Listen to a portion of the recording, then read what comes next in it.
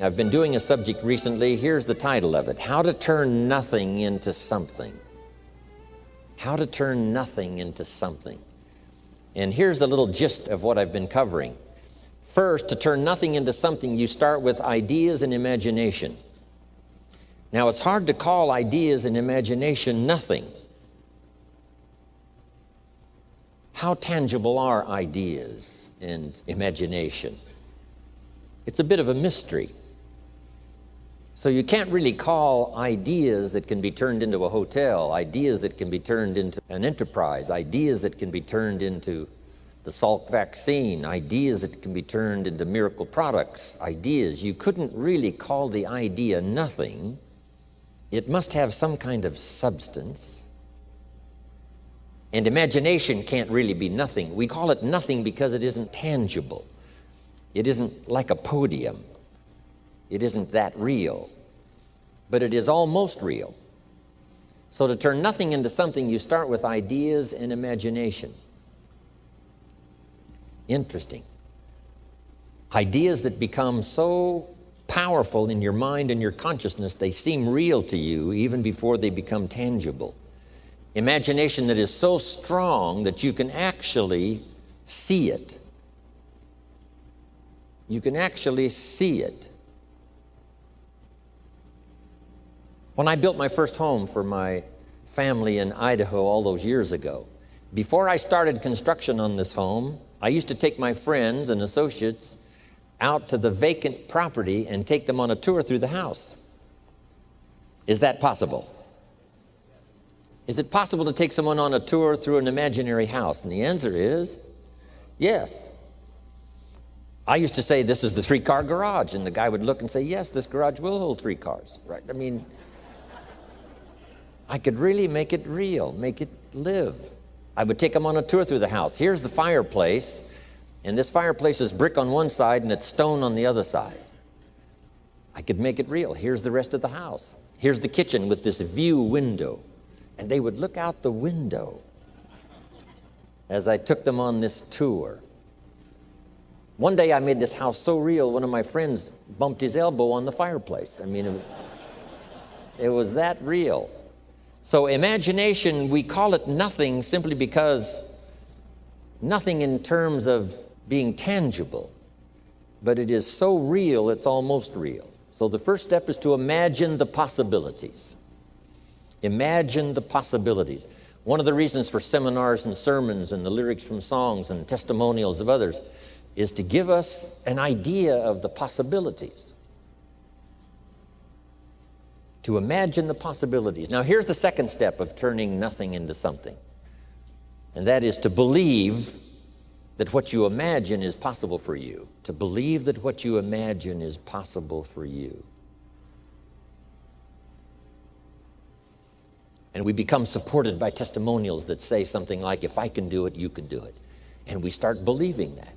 First, we imagine what's possible. Second, we start to believe that what's possible is possible for us. We might also believe because of our own testimonial. Here's what our testimonial might say. If I did it once, what? I could do it again. If it happened for me before, it could very well happen again.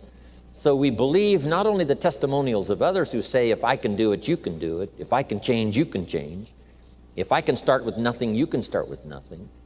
If I can turn it all around, you can turn it all around. Then we also have the support of our own testimonial. If we've accomplished something before, if we did it once, we can do it again. If we did it last year, we could do it this year. So those two things are very powerful. Now, they're not actual substance, although they're very close. One is to imagine the possibilities. Two is to imagine that what's possible is possible for you. Here's what we call that second step: faith to believe. In fact, one writer said this: faith is substance. An interesting word, that the powerful ability to believe in the possibilities that are possible for you. If you have faith to believe, that faith is substance. Substance meaning a piece of the real. Now, it's not the real, it's not the podium, but it is so powerful that it's so close to being real. So the writer said the faith is a piece of, the substance of, and then he called it evidence, substance and evidence. So it's difficult to call substance and evidence nothing. It is nothing in the sense that it can't be seen except with the inner eye. You can't get a hold of it because it isn't yet tangible. But it is possible to turn nothing, especially ideas and imagination. Now, if you believe that it's possible for you, that substance and evidence becomes so powerful that it now can be turned into reality. So the first step is to imagine what's possible. Second step, to believe that what's possible is possible for you. Now, here's the third step. And that is to go to work and make it real. You go to work and make it a podium. You go to work and make it a hotel.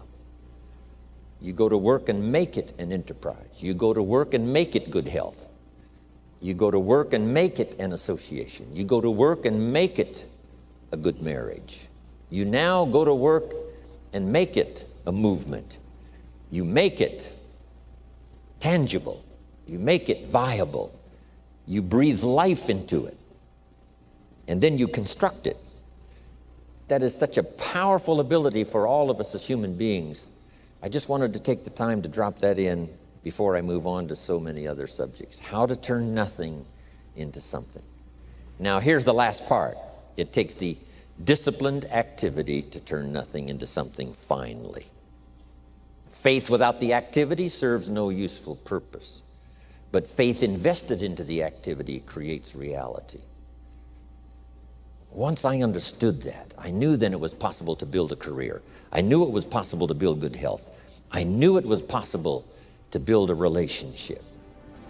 I knew I could participate in the constructing of valuable things, valuable enterprises, valuable things that would help and benefit other people. I knew I could be part of it, and I knew I could do it once I understood this formula. So here's the last part now. Appreciate now the disciplines that turns imagination into reality. Because without the disciplines, it doesn't work. The discipline is the last piece of the miracle process. The last piece of the miracle process is to do the work. To do the work of good health, to do the work of a relationship, to do the work of building this hotel.